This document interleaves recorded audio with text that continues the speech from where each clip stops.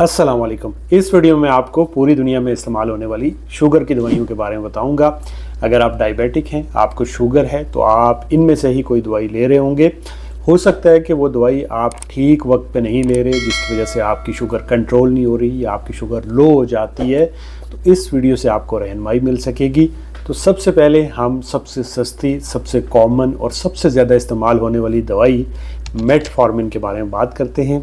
जो मेटफॉर्मिन होती है, ये किन ब्रांड के नामों से आती है? तो ये ग्लूकोफेज के नाम से आती है, ग्लूकोफॉर्मिन के नाम से आती है, ग्लाइकोमेट के नाम से आती है, एक्सरमेट के नाम से आती है। बट पाकिस्तान में सबसे जो ज़्यादा ब्रांड इस्तेमाल किए जाते हैं वो ग्लूकोफेज किया जाता है।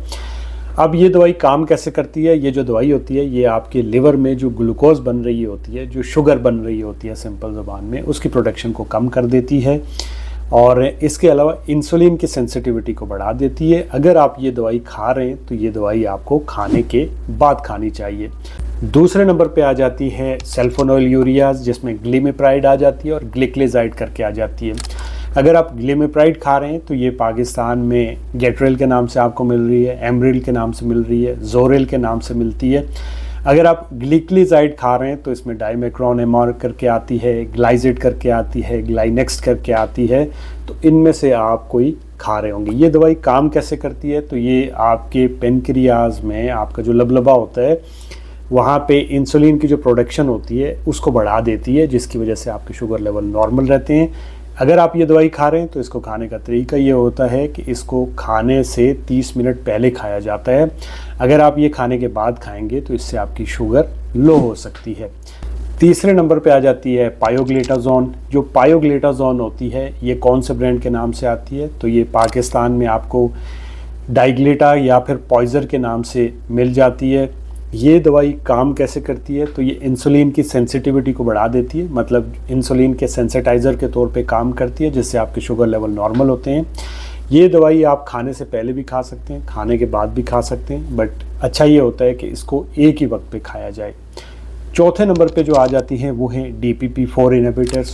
इसको ग्लिप्टिन ग्रुप ऑफ ड्रग्स भी कहा जाता है, क्योंकि इसके जो नाम होते हैं वो विल्डाग्लिप्टिन करके आपको मिल जाती है, सीटाग्लिप्टिन करके मिल जाती है, लीनाग्लिप्टिन करके मिल जाती है।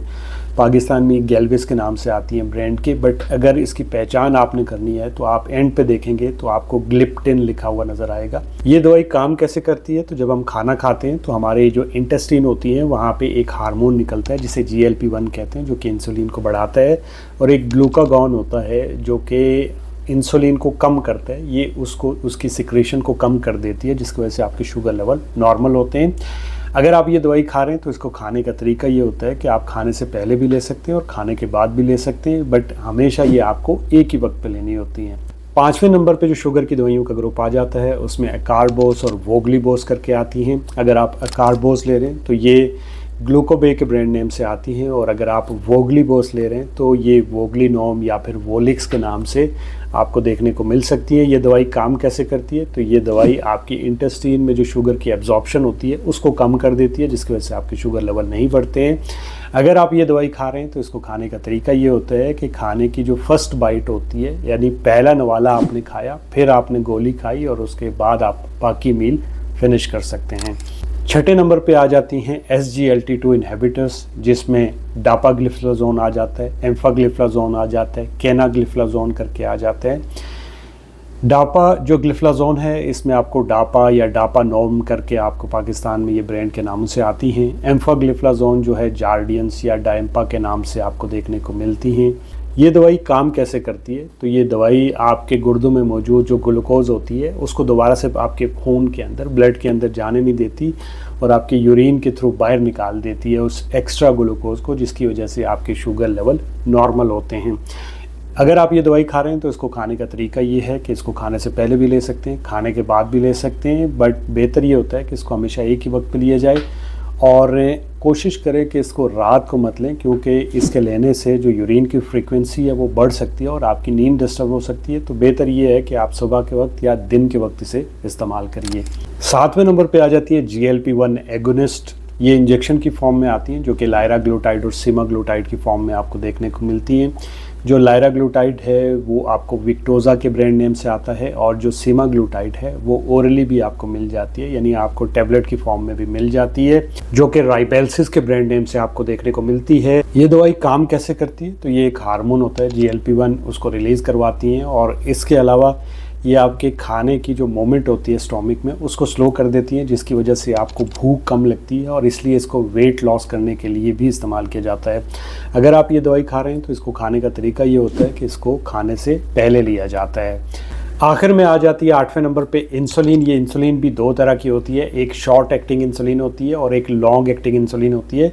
जो शॉर्ट एक्टिंग इंसुलिन होती है या रेगुलर इंसुलिन होती है, इसमें ह्यूम इंसुलिन करके आपको मिल जाती है ब्रांड के नाम से, इसी तरह से आपको एक्ट्रापिड करके ब्रांड के नाम से मिल जाती है, या हिमालॉग करके मिल जाती है। ये शॉर्ट एक्टिंग इंसुलिन होती है, ये खाने से पहले ली जाती है ताकि खाने के बाद जो वो शुगर का स्पाइक आए उससे बचा जा सके, और इसका जो असर होता है वो भी तकरीबन 4-5 घंटे तक रहता है।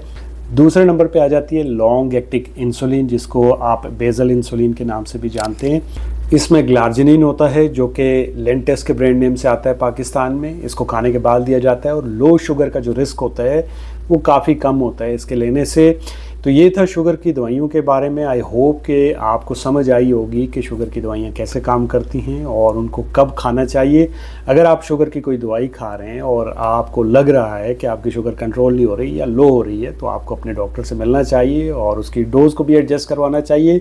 साथ में आपने ये पूछना है कि आपको ये दवाई किस टाइम पे खानी चाहिए। दुआओं में याद रखिएगा, और इस वीडियो से अगर आपको कुछ सीखने को मिला तो लाइक, कमेंट, शेयर, सब्सक्राइब। अल्लाह हाफ़िज़।